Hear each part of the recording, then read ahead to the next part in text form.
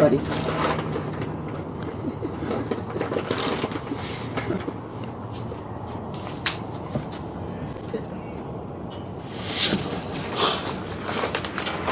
guess the rest of them are not hungry.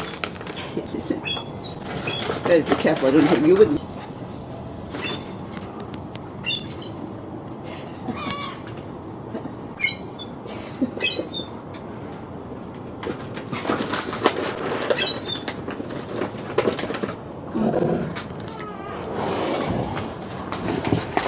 I do this and I think my mother would be so proud of me. That's all she ever did. Make sure the geese and the birds and everything showed up at the window. Got fed. Okay, now you can hunt for all.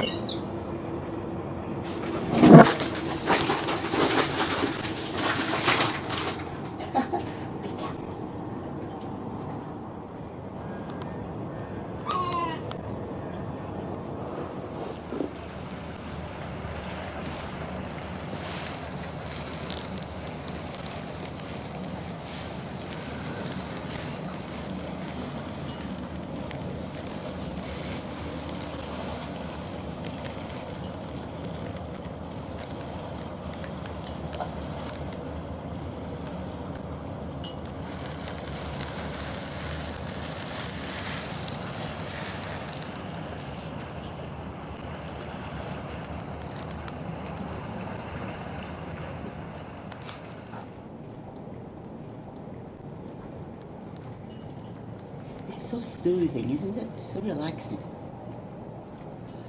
You could just be looking over a glen in Scotland, couldn't you? Yeah, exactly.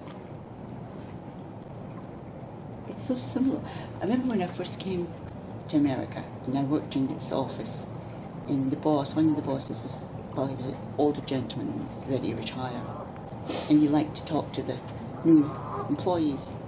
And when he found out I was from Scotland, he says, "Where are you living now?" And I said, "This is Scotland and Ireland together, this place." Right. Meaning the neighbourhood.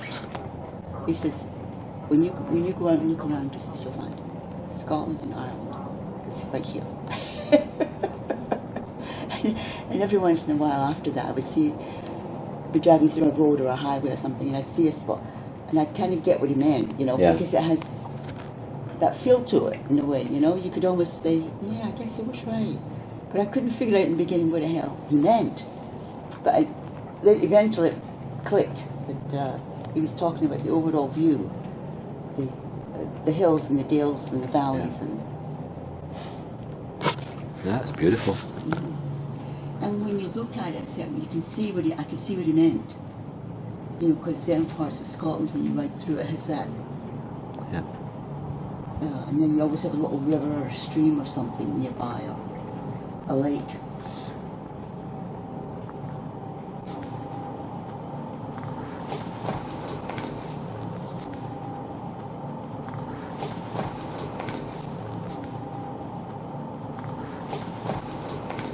I'm glad that you're enjoying it, just sitting around, because that's how it affects me.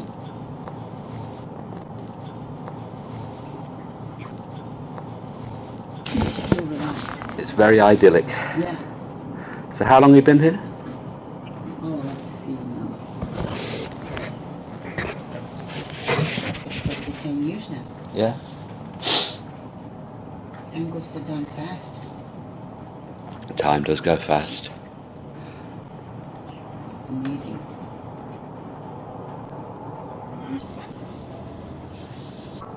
Somewhere around 8 to 10 years, I think it was. Yeah. And what about your dad? He worked on the River Clyde all his life, didn't he? Yeah. Yeah. Building, he was a carpenter. I can't remember any different terminologies they use, because, you know, each profession had umpteen different skills within it. Yeah. So every person, I guess, who had a job had a specific skill that they worked on. And I used to laugh. Well, my mother used to do a lot of knitting.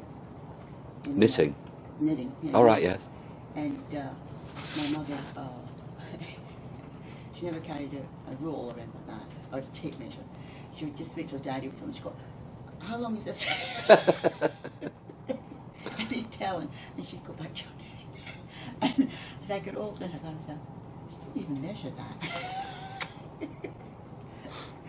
She just thought he could, and he was usually right because she never had any rip your parents out. But I always thought that was so funny, you know. Yeah. Because as a kid, you need to tell, you know, and. But no, he was always good at measuring. He said, well, you need this and you need that, measure this much, that much, you know.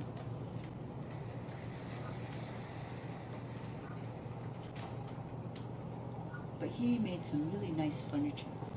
Really? He used to have a Oh, he beautiful- was Chippy, a carpenter, yeah? Yeah, and I technically call himself a joiner. Ah, that's, Within the trades, you know, Yeah. it's all split. Yeah. He was a joiner, and it was a beautiful dressing table he made. Beautiful mirrors on it. Not big, just enough like a teenager would love, you Yeah. know. what, he made it for you?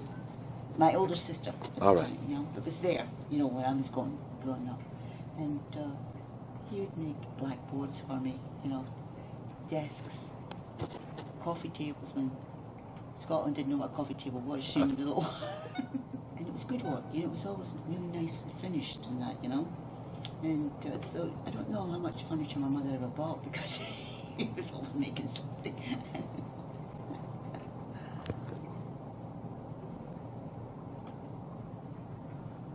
In a way it was good for a kid to know that parents could do that because as they get older they understood that Oh, yeah. maybe you had to learn this. And I ended up enjoying sewing and knitting and painting.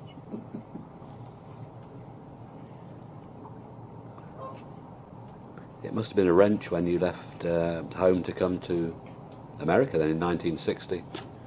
Well, by that time there wasn't too many of us left at home, Right. you know, because I just felt bad. My mother was there, my older sister, and that was just about it after all of them, you know.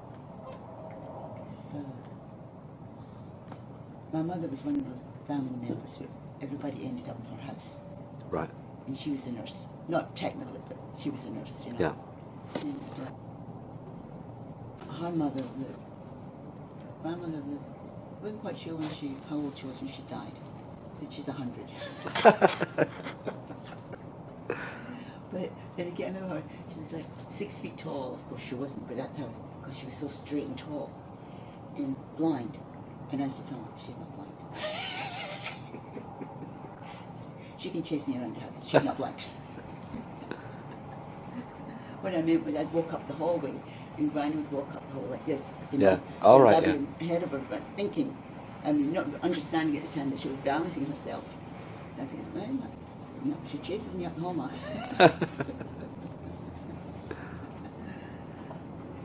When you think back of, you know, who was in your home when you were growing up, it gets funnier and funnier, especially because my mother ended up the last remaining relative almost, or relatives.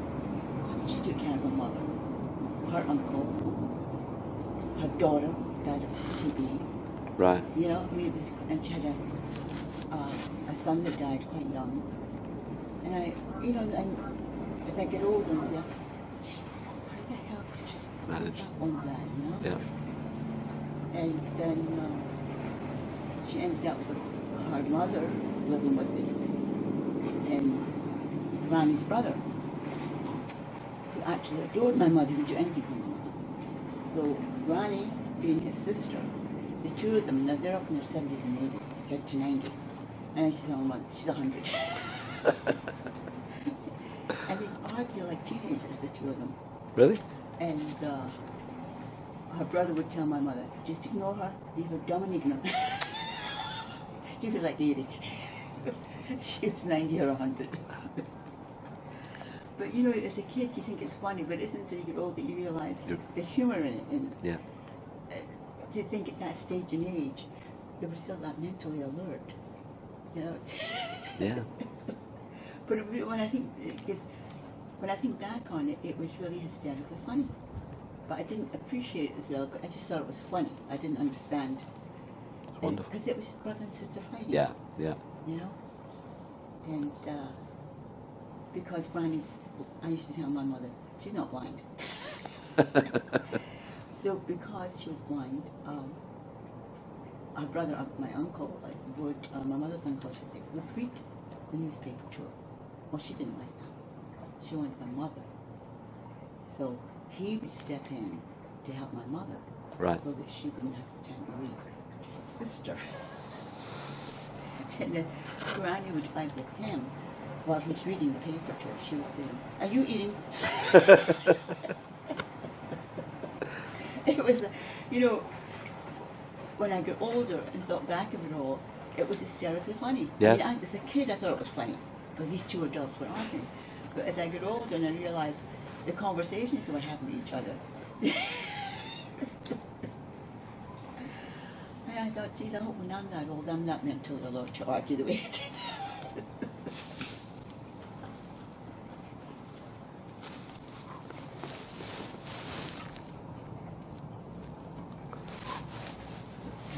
Your neighbours tidying up. No, they were just, she had to know everything that was going on in town, but she couldn't read because of her eyesight. And she had, at that time, that was when the government used to have their own little radio. Oh, right, LA yeah. radio Yeah. she had. So when she wasn't arguing with her brother, she would turn on the radio and argue with the news. But she was just the typical fighting Irish, Oh, she was Irish. Yeah. Oh, yeah. wow. And when she stood, I always think of her as 6 feet tall, but she was very straight. And, but it just, and the older I get, the funnier it becomes because I realise I was too dumb and stupid to really appreciate the whole humour. As a kid, I just thought As it a was child, funny, yeah. Yeah. But when you think about it, I don't think they would sing voice. They would all just, a lot of the Irish folk songs and all of that, they would Yeah. sing, just.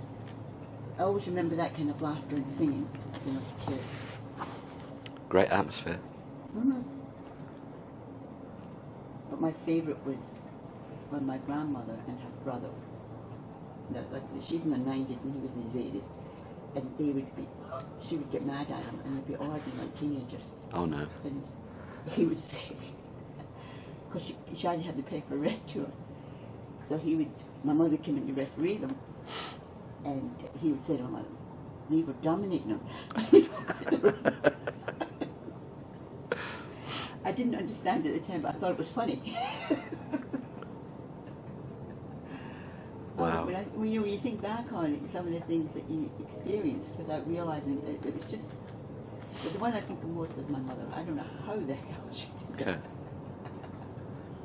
I don't know how she did it.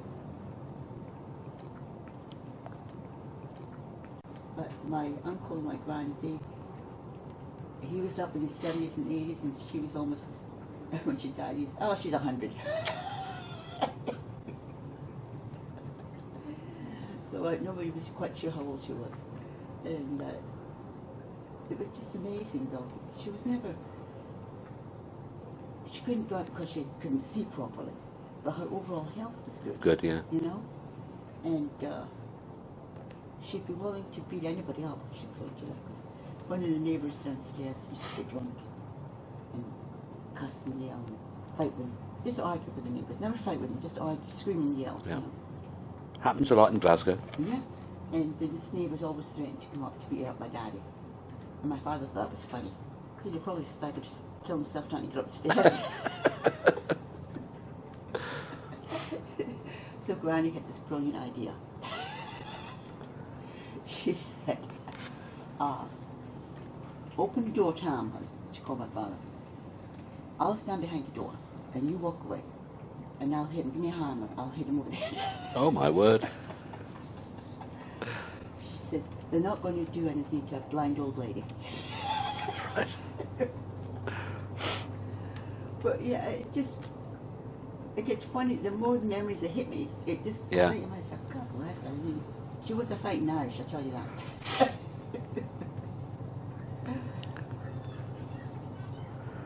And this river can bring it all back, can't Oh, it? yeah, It was, yeah.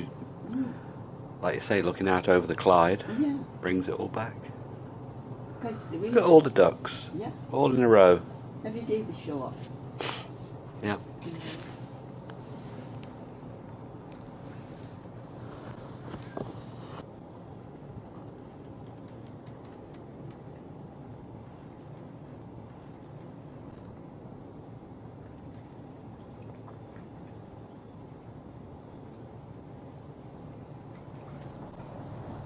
I love to watch them uncovering the yachts and bringing them out. All right. You got a perfect view here. My decision is when they uncover them. My big problem is pick one night I might want to buy it. It's very stressful. Choose the one you like and then sail up and down. Yeah. Be nice to go under the bridge, wouldn't it? Mm. Under the bridge and back again.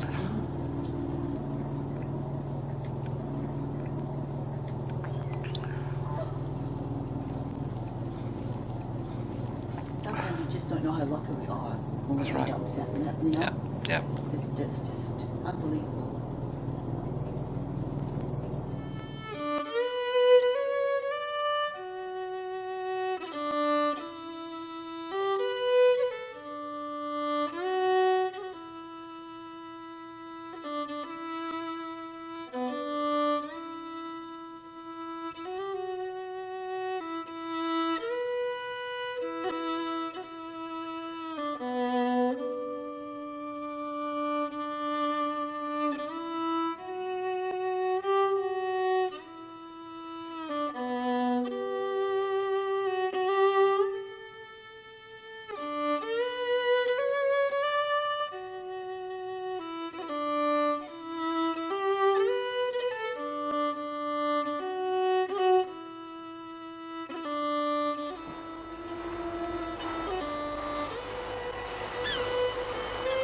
This is the Clyde at Glasgow, a hustling, bustling waterway given over to trade, commerce and industry.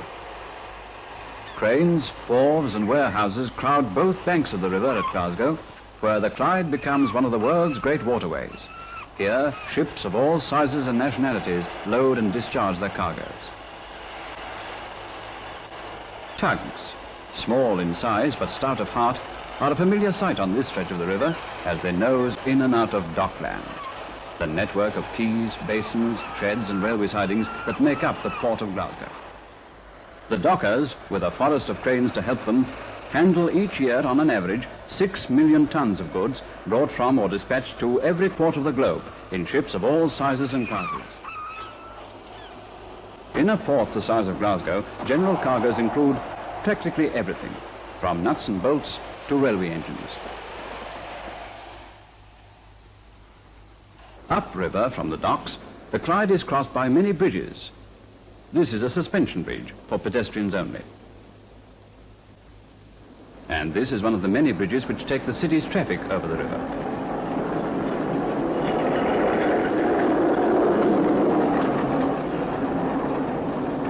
Downstream, back in the center of the dock area, there are ferries instead of bridges.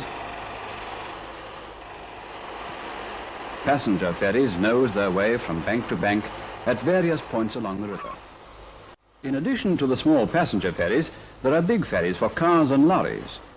These are useful not only because they're a shortcut, but because they bypass the crowded city bridges.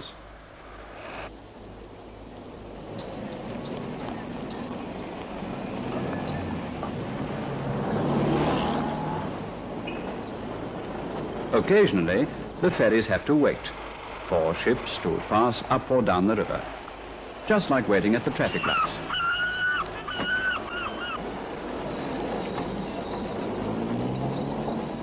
The streets of Dockland are as bustling and traffic-laden as the Clyde itself. The horse-drawn lorry still plays its part in the transport of goods, slower perhaps than car, van or diesel lorry, but an important link nevertheless in Clydeside's haulage system.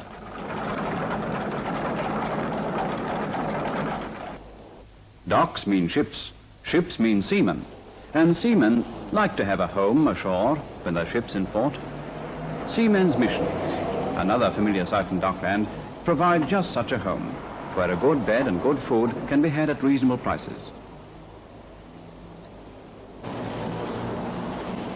Everywhere in Dockland, and at all hours of the day, there's an air of busyness. The rumbling traffic on the quayside streets, the throbbing engines of the tugs on the river, the staccato din of the shipyards on the banks, But there's more to it than this. The pattern of life in Dockland is woven from many different strands. A few people have time to stand or sit and stare.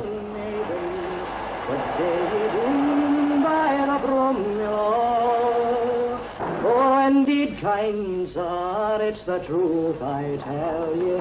I'm a bleacher lasted.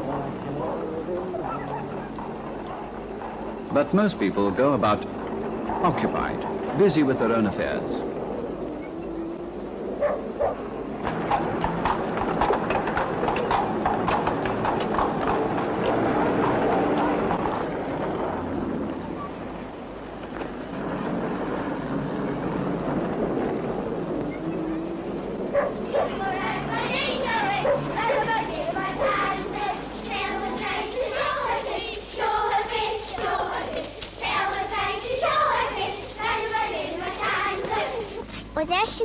Oh, there she goes, peely heels and pointed toes.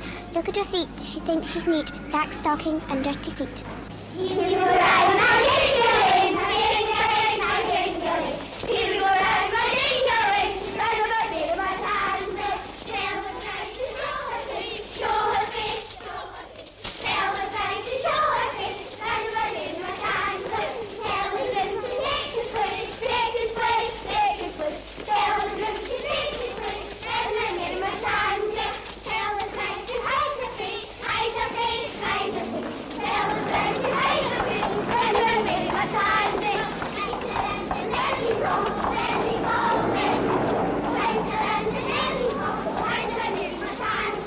The university is only a stone's throw away from the docks and looks down on Kelvin Grove Park, a green oasis amid the city streets and buildings.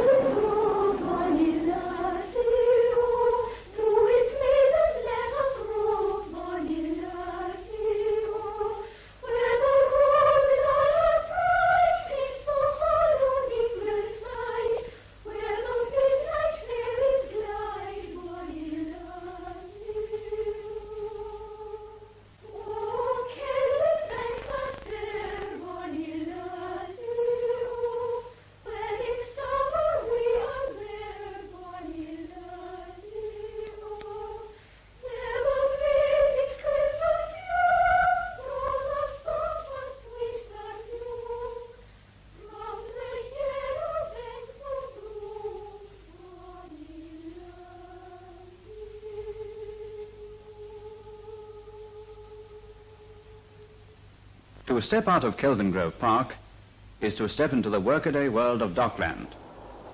There are the workmen, on their way to or from the ships or wharves or railway sidings, the men who keep the port of Glasgow going. There is the traffic, the ceaseless stream of vans, lorries, buses, trams and private cars that rumble over the bridges from early morning until gathering dusk. And there is the river itself, strangely beautiful in the gloaming, when ships and sheds and bridges and buildings are silhouetted against the evening sky.